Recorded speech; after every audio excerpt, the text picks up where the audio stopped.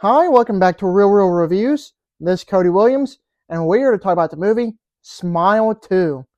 It is a psychological, supernatural horror film that is a sequel to the movie from a couple of years ago that surprised everyone, myself included, with how great it was. Not sure how it warrants a sequel, but I can see some things that they can do somewhat different and explore.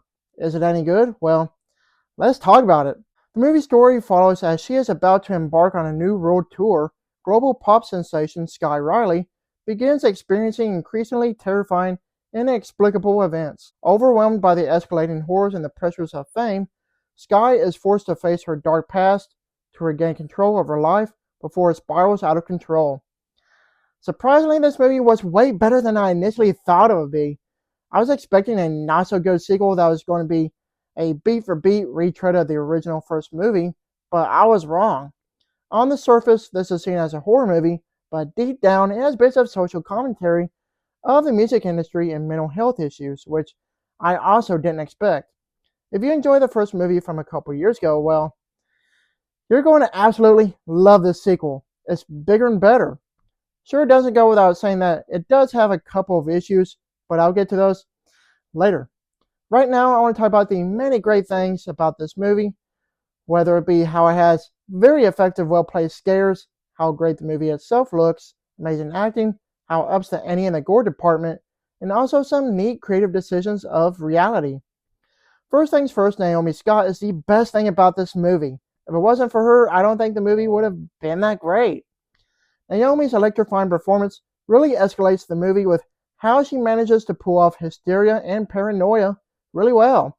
She was absolutely amazing in this movie. Yeah, this movie does have a lot of jump scares, which I normally hate in horror movies nowadays, but in this movie I thought they were all effectively well done in regards of placement and how they were executed. The movie itself does a great job of having you on the edge of your seat, not knowing what to expect as you experience the paranoia and hysteria that the main protagonist is going through.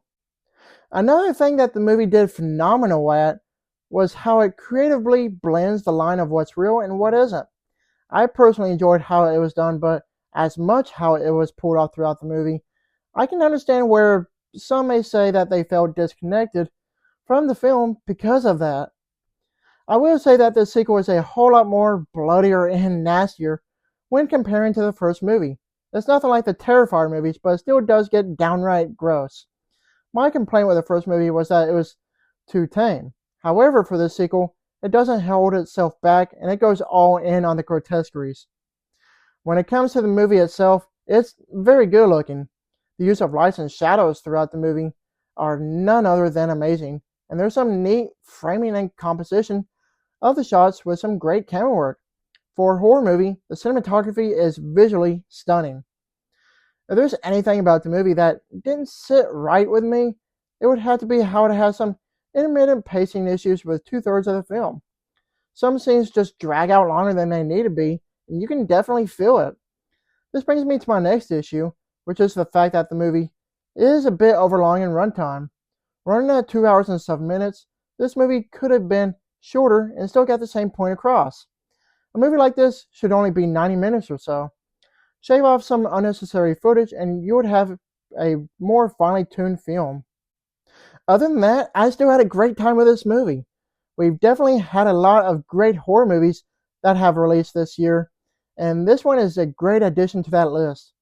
It would have been nice to have some backstory, the origins of this evil entity, but I am glad to say that this sequel subverted my expectations because there's so much fun to be had. Overall, Smile 2 is a shockingly effective sequel that is a vast improvement over its preceding film in every regard. It's a fantastically creepy roller coaster ride that feels like it never lets up. As extraordinarily great this movie may be, there is some room for improvement with its glaring issues. With all that said, this is a fun horror movie that's going to leave you grinning. I give this movie an A-. Thank you for watching, and don't forget to like and subscribe to my channel. Keep up my real reviews.